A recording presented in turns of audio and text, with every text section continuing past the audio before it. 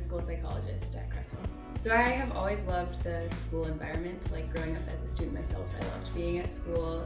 I loved having teachers to look up to and taught me stuff and cared about me.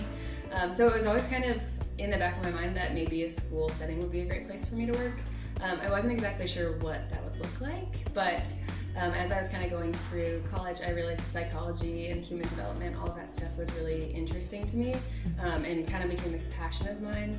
So then kind of researched like where do those fields intersect and found school psychology. So I kind of stumbled upon the field that way, but it feels like a really good mix of my passion of working with students, working in the school environment, helping support families in that way, as well as some of my nerdiness with data and analyzing assessments and stuff like that. So that's kind of how I found the field of school psychology. And then how I ended up at Creswell.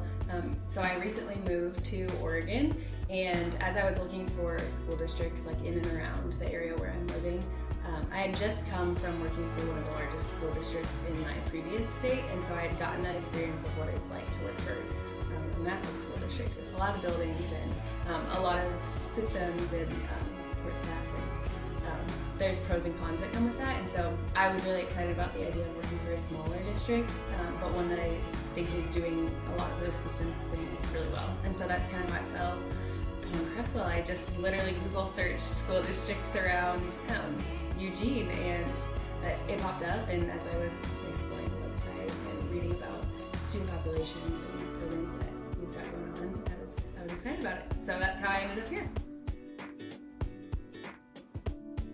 Possible. So I just say I'm here to help understand how your brain works, how you learn best, and then help your teachers to understand that as well too, so that they can teach you in a way that works for you, because everybody's brain is different. And so whenever I'm working with them, whether it's in an observation so I can see what they look like in a classroom setting, or if I'm working with them one-on-one, doing some sort of assessment, all of it is basically just to try to figure out how their brain works, how they're thinking through problems, and then how can we structure the classroom environment that would work well for them.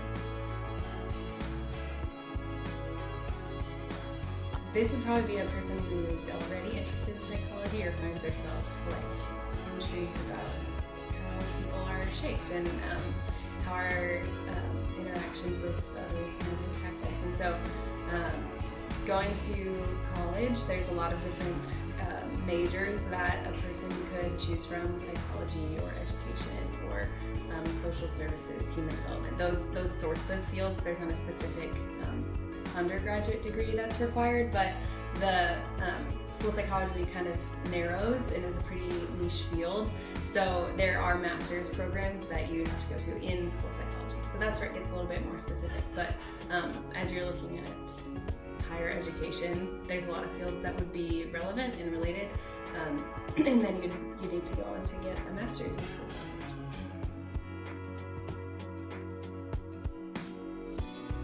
So specifically, how I would support students is kind of gets to the second answer, is how I support staff. So my interaction with students is typically through a special education evaluation process. So I would work with them one-on-one during that time to, like I said, figure out how their brain works. And then I would take those recommendations that I learned from that time with them back to their teacher to be like, hey, this student is a great visual learner. So whenever you're sharing something verbally, maybe add some visuals, because that's going to help them pick up on it better. So my support for a student is typically through their teacher. So therefore, how I support teachers is a lot of times recommendations for planning based on what I've observed in their classrooms or what I've learned from those one-on-one assessments. I can be available to teachers as a consultant to them if they're just having a hard time with, it just feels like they're not picking up on this, like what other strategies could I try?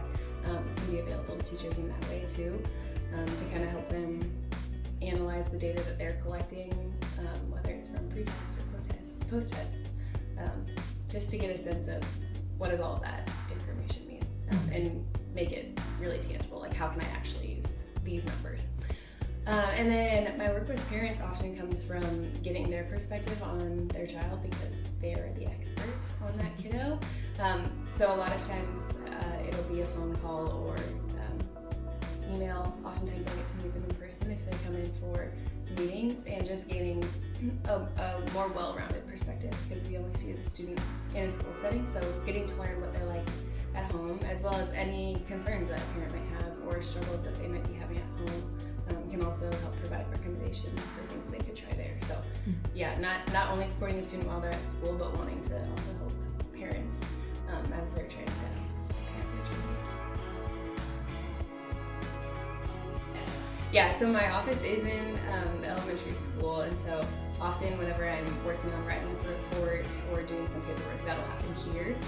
But it's all kind of dependent on what's coming up next. So if I'm working on an evaluation for a student, or if there's a teacher at the high school who has asked for some help with the student, I can be flexible and just bounce around to whatever building whenever I'm needed for those things.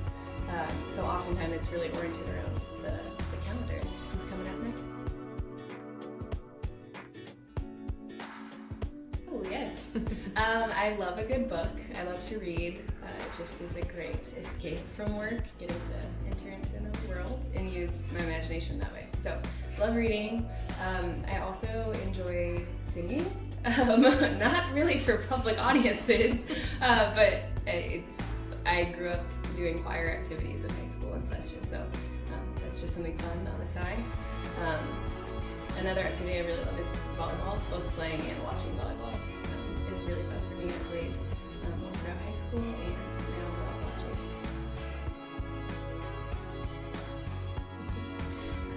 So oftentimes when people hear school psychologist, they think of counseling services or therapy, small group sessions. And so my title can be misleading in that way. Maybe long term that would be a great goal for our district to have, is to be able to provide some of those mental health services through me. I would love that.